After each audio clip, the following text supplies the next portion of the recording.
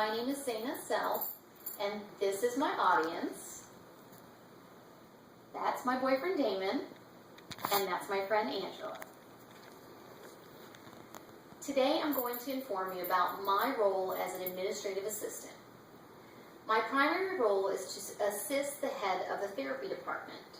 The therapy department consists of clinics and 6 different assisted living facilities.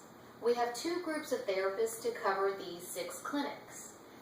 The therapists consist of physical therapists, occupational therapists, and speech therapists. In order for me to make sure that I'm assisting in making sure these therapy clinics are running smoothly, I have to make sure that we are abiding by state regulations. We have things such as signage and disclosures that has to be posted and has to be currently dated. Also, the therapists have to have current licensing. We have equipment in the therapy clinics, so on a monthly basis, it's important for me to go through and make sure all of the therapy equipment is working properly. On a regular basis, I attend meetings. The meetings are daily in some cases at the different facilities, where I will do a quick, meeting to touch base with the facility staff to make sure that, if there's any condition changes with any of the residents or any issues that have come up that we need to address. On a weekly basis, we hold meetings with therapists. By doing this, it makes it so that we can make sure that we keep up on the caseload and also to inform the therapists of any new residents that are going to be coming in and becoming part of the caseload.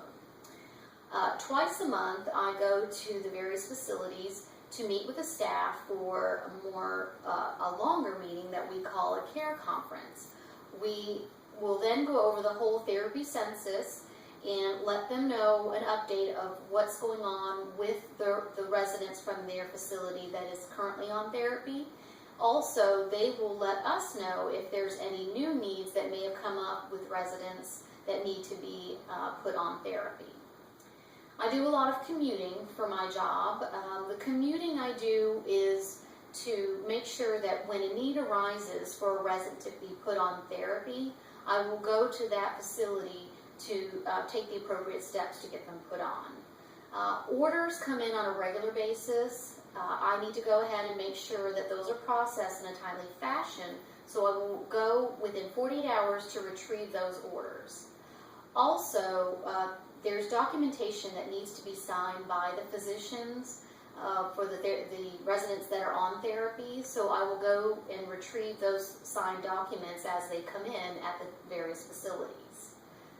Communication is vital between the therapy staff and the staff of the facilities to make sure that things run smoothly. This is very important for the residents. I always try to make myself readily available for the therapists before, during, and after treatments. We have a process that we go through.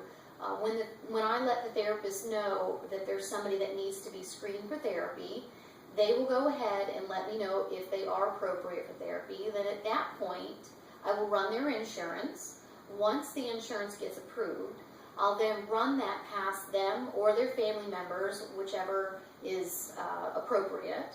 I will then get consent signed to be able to approve them for starting their therapy. Then at this point, once everything is good, I will let the therapist know so they can go ahead and schedule and start the treatments. On a monthly basis, I order supplies to make sure that we have all the supplies needed for the therapist to hold their treatments, as well as equipment that is needed for their treatments. The patients and families are very important to me. I want to make sure to build relationships with these residents as I'm visiting the different facilities. This makes it a lot easier for them once I build that rapport with them to transition to therapy when it's needed. And communication with the residents and families about the progression of treatment is very important as well. Overall, by helping the head of therapy do all these things, it's making him know that things are working as efficiently as possible. With the therapist, I'm making sure that they can provide the best and most effective therapy. And then as far as the residents and family, it gives them peace of mind and lets them know that we can provide the best care that they deserve. Thank you.